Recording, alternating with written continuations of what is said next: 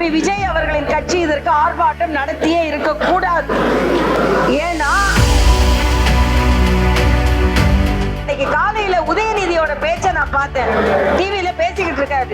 அறிவாளிகள் தான் அறிவு திருவிழா நடத்துவாங்க, அறிவில்லாதவர்களுக்கு இதை பற்றி கவலைப்பட வேண்டாம்னு யாரு? உதயநிதி.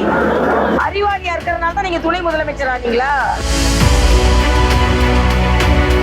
உதயநிதி அவர்களே, ஆணவம் வேண்டாம். நீங்க அறிவு திருவிழா நடத்திட்டு பேரை வச்சுக்கிட்டு உங்கள அறிவாளிங்க மாதிரியும் மற்றவங்க எல்லாம் அறிவிலிங்க மாதிரியும் பேசுறீங்க. ஆணவம் வேண்டாம். நீங்க முழு அறிவாற்றல்ல ஒண்ணு துணை முதலமைச்சர் ஆகல. திருடனுக்கு தான் போலீஸ்காரனை பார்த்து பயம் வரும், அதனால எங்களை பார்த்து பயம் வருதுன்னு அதே நான் திருப்பி சொல்றேன். எஸ்ஐஆர் பத்தி ஏன் பயப்படுறீங்க? நேற்று தம்பி விஜய் அவர்களின் கட்சி இதற்கு ஆர்ப்பாட்டம் நடத்தியே இருக்கக்கூடாது. ஏன்னா கட்சி தொண்டர்கள் BL அண்ணன் கராத்தே தியாகராஜன் மிக அழகாக சொன்னார்கள். BLA BLO அவர்கள் அலுவலர்கள், BLA 2 அப்படி நம்ம கட்சி தொண்டர்கள் தான் அவங்க கூட இருக்கிறாங்க. எதெல்லாம் வரைவு வாக்காளர் பட்டியல்ல வருதான்னு பார்க்கலாம். வரலனாலும் பின்னால நேரம் இருக்கு நமக்கு. ஆனால் ஒரு தூய்மைப்படுத்தப்பட்ட பட்டியல் நமக்கு கிடைக்க போகிறது.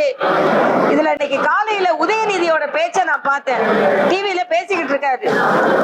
அறிவாளிகள் தான் அறிவு திருவிழா நடத்துவாங்க, அறிவில்லாதவர்களுக்கு இதை பற்றி கவலைப்பட வேண்டாம்னு யாரு? உதயநிதி. அறிவாளியா இருக்கிறதுனால தான் நீங்க துணை முதலமைச்சர் ஆனீங்களா? நீங்க வாரிசா இருக்கிறதுனால துணை முதலமைச்சர் ஆனீங்க. ஆணவம் வேண்டாம். உதயநிதி அவர்களே, ஆணவம் வேண்டாம். நீங்க அறிவு திருவிழா நடத்திட்டு பேரை வச்சுக்கிட்டு உங்கள அறிவாளிங்க மாதிரியும் மற்றவங்க எல்லாம் அறிவிலிங்க மாதிரியும் பேசுறீங்க. ஆணவம் வேண்டாம். நீங்க முழு அறிவாற்றல்ல ஒண்ணு துணை முதலமைச்சர் ஆகல.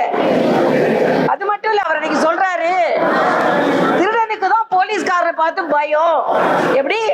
திருடனுக்கு தான் போலீஸ்காரனை பார்த்து பயம் வரும், அதனால எங்களை பார்த்து பயம் வருதுன்னு அதே நான் திருப்பி சொல்றேன்.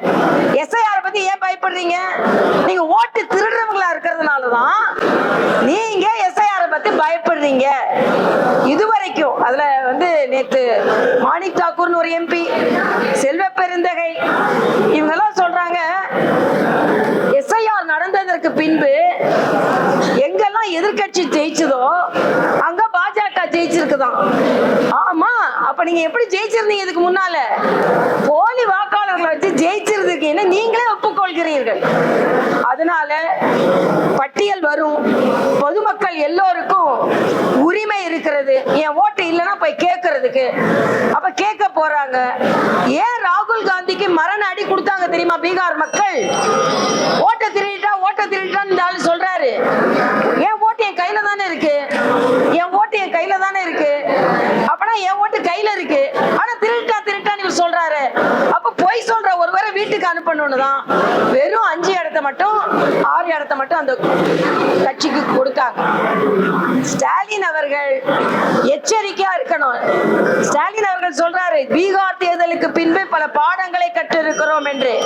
காங்கிரஸ் கூட இருந்தா உங்களையும் சேர்த்து இழுத்து மூழ்கி அடிச்சிருவாங்கன்றத இன்னொரு பாடமாக நீங்கள் கற்றுக்கொள்ளுங்கள் என்பதை நான் தெரிவித்துக் கொள்கிறேன். இன்றைய மக்கள் எஸ்ஐஆருக்கு ஆதரவா இருக்காங்க, மக்கள் அதை ஏற்றுக்கொண்டிருக்கிறார்கள். இன்னைக்கு வருவாய்த்துறை அலுவலர்கள் போராட்டம் நடத்துறாங்களாம், எஸ்ஐஆருக்கு ஒத்துழைப்பு கொடுக்க முடியாதுன்னு. இப்படிப்பட்ட போராட்டங்களை ஊக்கப்படுத்துகிறார்கள். அரசு ஊழியர்களுக்கு தேர்தல் ஆணையத்திற்கு உதவி செய்வதும் ஒரு பணிதான். அதை எல்லோரும் உணர்ந்து கொள்ள வேண்டும் என்பதை நான் தெரிவித்துக் கொள்கிறேன். செய்திகளை உடனுக்குடன் தெரிந்து கொள்ள கீழ்கண்ட கேபிள் மற்றும் DTH நெட்வொர்க்குகளில் எம்நாடு செய்தி தொலைக்காட்சியை காணுங்கள். பாதகம் செய்பவரை கண்டால் நாம் பயம் கொள்ளலாகாது பாப்பா. மோதி மிதித்துவிடு பாப்பா, அவர் முகத்தில் உமிழ்ந்து விடு பாப்பா. அண்மை செய்திகளை உடனுக்குடன் தெரிந்து கொள்ள இணைந்திருங்கள் எம்நாடு தொலைக்காட்சியுடன்.